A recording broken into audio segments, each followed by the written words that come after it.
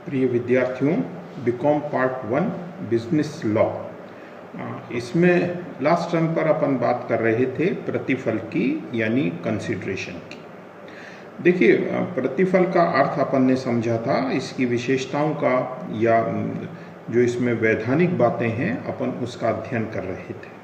प्रतिफल के अर्थ में अपन ने ये देखा था कि दूसरे पक्षकार से हमको जो कुछ भी प्राप्त हो रहा है उसको हम प्रतिफल के नाम से जानते हैं। प्रतिफल का स्वरूप कुछ भी हो सकता है, ये कोई कार्य के रूप में हो सकता है, वृत्ति के रूप में हो सकता है, वचन के रूप में हो सकता है। तो प्रतिफल क्या क्या है, किस किस प्रकार से है, उसी का अपना अध्ययन चल रहा था।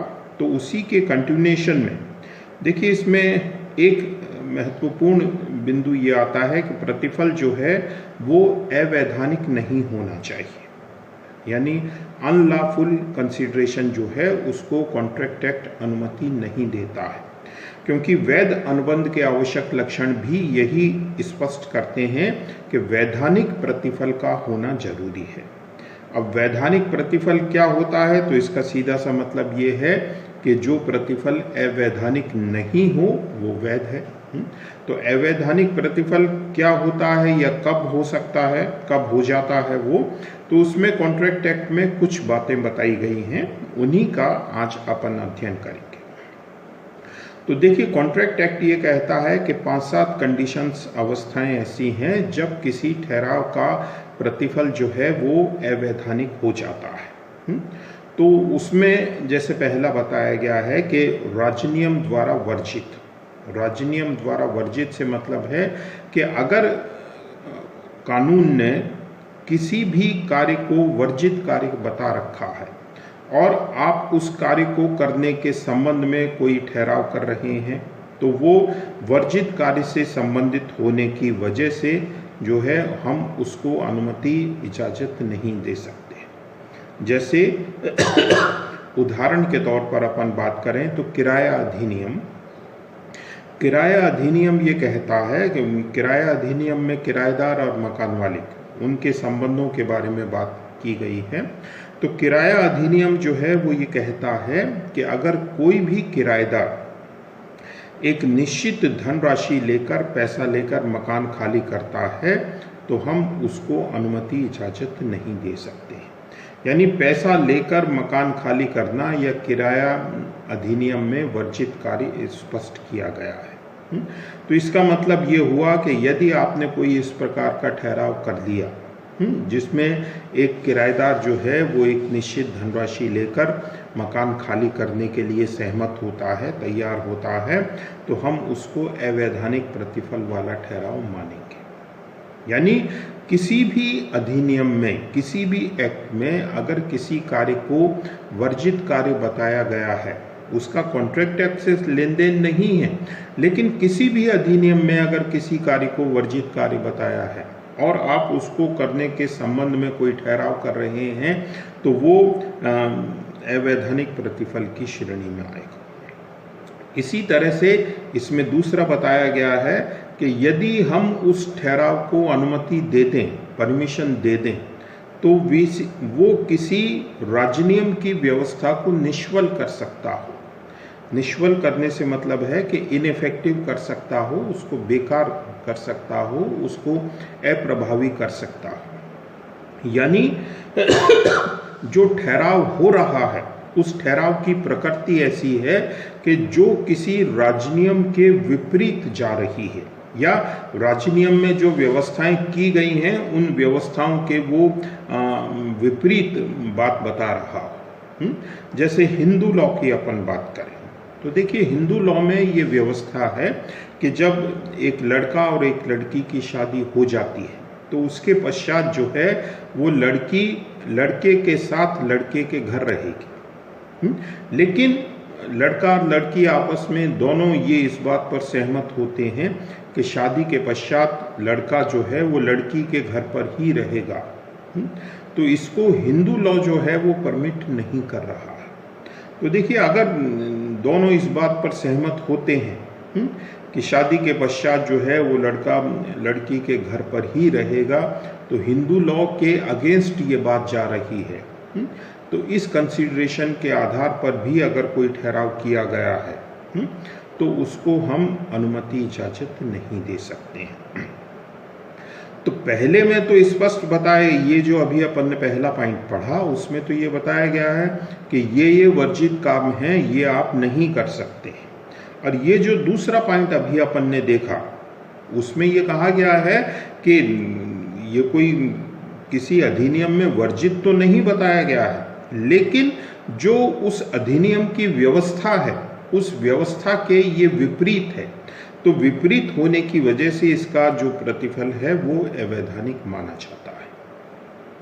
फिर इसमें अगला पॉइंट ये आता है कि यदि आप कोई ठहराव ऐसा करते हैं कि जिसका प्रतिफल कपट में होता है, कपट में होने का सीधा सा मतलब है कि दो पक्षकार ठहराव करें और उस ठहराव की वजह से, उस ठहराव के कारण किसी तीसरे पक्षकार के साथ चीटिंग होती हो, बेईमानी होती हो, यानी हम तीसरे पक्षकार को धोखा देने के अभिप्राय से यदि कोई इस तरह का ठहराव करते हैं तो वो इस श्रेणी में आता है। देखिए, एक कपट अपन ने पहले भी पढ़ा है, स्वतंत्र सहमति में अपन ने कपट यानी फ्रॉड का अध्ययन किया है। तो फ्रॉड जो स्वतंत्र सहमति में अपन ने पढ़ी है और यहाँ फ्रॉड, दोनों में थोड़ा सा अंतर है। देखिए, जो स्वतंत्र सहमति में अपन ने फ्रॉड का अध्ययन किया है, कपट का अध्ययन किया है, तो उसमें तो एक पक्षकार दूसरे पक्षकार को धोखा दे रहा है, यानी ठहराव की एक पार्टी, एक पक्षकार दूसरे पक्षकार के साथ बेईमानी कर रही है, चीटिंग कर रही है। लेकिन यहाँ पर क्या है कि ठहराव के दोनों पक्षकार मिलकर कोई इस प्रकार का कार्य कर रहे हैं या इस प्रकार का ठहराव वो कर रहे हैं जिससे कि तीसरे पक्षकार को नुकसान उठाना पड़ रहा है। यानी आपने जो ठहराव किया है उसका नकारात्मक असर जो है वो तीसरे पक्षकार के साथ हो रहा है। तो मूल रूप से जो ऋणदाता है, ऋणदाता को धोखा देने के अभिप्राय से यदि दो व्यक्ति कोई इस प्रकार का ठहराव करते हैं जिससे कि ऋणदाता के आर्थिक हितों पर विपरीत असर पड़ता है, तो हम ये मानते हैं कि उस ठहराव का उद्देश्य जो है वो अवैधानिक की श्रेणी में आता है। फिर अगला इसमें आता है कि कोई भी ठहराव आप ऐसा करते हैं जिससे कि तीसरे पक्षकार पर, तीसरे व्यक्ति पर, तीसरा व्यक्ति कौन, जो अनुबंध का भाग नहीं है, लेकिन उस पर नकारात्मक या गलत असर पड़ता है। दो व्यक्ति आपस में ठहराव कर रहे हैं, एक व्यक्ति दूसरे पक्ष व्यक्ति को एक निश्चित धनराशि दे रहा है और उससे कह रहा है कि वो तीसरे व्यक्ति को मार दे, उसका मर्डर कर दे। तो देखिए, ठहराव ए और बी के बीच में हो रहा है, लेकिन उसका नुकसान किसको उठाना पड़ रहा है, सी को उठाना पड़ रहा है। तो किसी भी व्यक्ति को शारीरिक रूप से, आर्थिक रूप से, मानसिक रूप से अगर नुकसान पहुंचाने के अभिप्राय से आप कोई ठहराव करते हैं तो वो अवैधानिक की श्रेणी में आता है। फिर अगला इसमें ये बताया गया है कि कोई ठहराव ऐसा है कि जिसको न्यायालय अनैतिक समझता है, इमोरल समझता है। इमोरल या अनैतिक से मतलब ये है कि जिसमें समाज, जिस ठहराव की वजह से समाज में यदि अनैतिकता बढ़ती है या समाज के नैतिक स्तर में गिरावट आती है, तो उस ठहराव को हम ऐसा मानते हैं कि उसका उद्देश्य या उसका प्रतिफल जो है वो वैध नहीं है। मूल रूप से इसमें हम वेश्यावृत्ति को प्रोत्साहित करने वाले, वेश्यावृत्ति को बढ़ाने वाले इस प्रकार के ठहराव आदि को शामिल करते हैं। और फिर लास्ट इसमें आता है कि न्यायालय उस ठहराव को लोक नीति, पब्लिक इंटरेस्ट के विरुद्ध समझता, यानी आप जो ठहराव कर रहे हैं उससे समाज पर एक गलत असर पड़ रहा है, समाज में एक गलत संदेश जा रहा है। समाज का जो एक मापदंड होता है, एक सभ्य समाज का जो मापदंड है, उस मापदंड में कमी आ रही है, यानी वो जनहित के विरुद्ध है, उससे आम जनता के अधिकारों का हनन हो रहा है। या इस तरह का वातावरण बन रहा है, तो फिर उस ठहराव को हम जनहित के विरुद्ध मानते हैं। तो जैसे उदाहरण के तौर पर आप अनावश्यक रूप से मुकदमेबाजी को प्रोत्साहित करते हैं, यानी जहां जरूरी नहीं है वहां भी आप दूसरे पक्षकार पर मुकदमा कर रहे हैं, न्यायालय की कार्यवाही को आप अनावश्यक रूप से प्रभावित करने की कोशिश कर रहे हैं। तो इससे क्या हो रहा है कि देखिए, आपने तो न्यायालय की कार्यवाही में अनावश्यक रूप से किसी व्यक्ति पर मुकदमा कर दिया, लेकिन उससे क्या हुआ? उससे ये हुआ कि न्यायालय का समय खराब हुआ और उससे जिस व्यक्ति को न्याय प्राप्त करने का अधिकार था, दूसरा व्यक्ति, उसके अधिकारों का हनन हुआ, उसके अधिकारों का शोषण हुआ। तो दो व्यक्ति, या आपने न्यायालय में एक अनावश्यक मुकदमा दायर किया, आपने न्यायालय की कार्यवाही को अनावश्यक रूप से प्रभावित या हस्तक्षेप करने का प्रयास किया, उससे असर ये पड़ रहा है कि समाज उससे, या जो ज़रूरतमंद व्यक्ति हैं जिनको न्याय की आवश्यकता है, उनको न्याय मिलने में देरी हो रही है, समय लग रहा है। तो इसलिए इस प्रकार के ठहराव को हम अनुमति, इजाज़त नहीं दे सकते। इसी तरह से रिश्वत का ठहराव है। आपने तो रिश्वत देकर अपना काम करा लिया, लेकिन उससे रिश्वत को प्रोत्साहन मिलता है, और जो व्यक्ति रिश्वत नहीं दे सकता है या जो इसके पक्ष में नहीं है, उसको फिर कठिनाई का सामना करना पड़ता है। इसी तरह से व्यापार में रुकावट डालने के लिए आपने कोई ठहराव किया, या लेनदारों से कपट के संबंध में कोई ठहराव किया, या आपने टैक्स की चोरी करने के संबंध में किसी प्रकार का कोई ठहराव किया, विदेशी शत्रु राष्ट्र के व्यक्ति के साथ आपने कोई ठहराव किया, या नीलामी में बोली न लगाने के संबंध में आपने किसी व्यक्ति के साथ ठहराव किया। तो देखिए, ये सारी चीज़ें जो हैं वो एक तरह से एक आम व्यक्ति को उसके अधिकारों से वंचित कर रही हैं, या समाज पर विपरीत असर डाल रही हैं।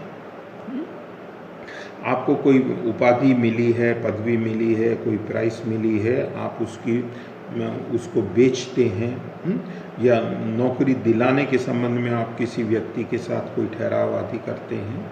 तो ये सब क्या है कि समाज, एक सभ्य समाज में जो व्यक्ति के अधिकार हैं, उन अधिकारों का शोषण है, उनका हनन है, समाज के स्तर में गिरावट है, समाज में करप्शन या बेईमानी को प्रोत्साहित करना है।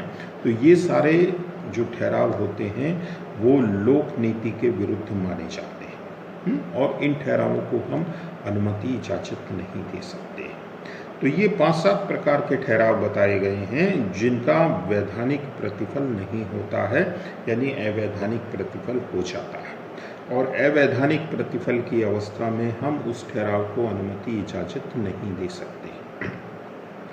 फिर एक इसमें छोटा सा टॉपिक और आता है कि यदि किसी ठहराव में उसका उद्देश्य या प्रतिफल आंशिक रूप से अवैध हो, यानी ठहराव में कुछ उद्देश्य तो उसका वैध है जिसको परमिशन दी जा सकती है, और कुछ प्रतिफल ऐसा है कि जिसको परमिशन नहीं दी जा सकती है, तो ऐसी अवस्था में क्या होता है? तो देखिए, ऐसी अवस्था में कॉन्ट्रैक्ट एक्ट बिल्कुल स्पष्ट है कि यदि दोनों प्रकार का प्रतिफल है, वैध भी है और अवैध भी है, तो यदि आप प्रतिफल के 2 हिस्से कर सकते हैं कि कितना तो वैध प्रतिफल का भाग है और कितना अवैध प्रतिफल का भाग है, तो आप 2 हिस्से कर लीजिए ठहराव के, और जो वैधानिक प्रतिफल वाला भाग है वो तो वैध अनुबंध बन जाएगा, उसमें कहीं कोई दिक्कत नहीं है, और जो अवैधानिक प्रतिफल है उसको हम मान्यता नहीं देंगे। लेकिन अगर मान लीजिए आप 2 हिस्से कर ही नहीं सकते हैं, तो ऐसी अवस्था में ठहराव, ये कॉन्ट्रैक्ट एक्ट ये कहता है कि फिर पूरा का पूरा ठहराव ही जो है वो अवैधानिक हो जाएगा, और हम उसको अनुमति, इजाज़त नहीं दे सकते। तो ये प्रतिफल के संबंध में थोड़ी बहुत और अपनी विस्तृत चर्चा हुई।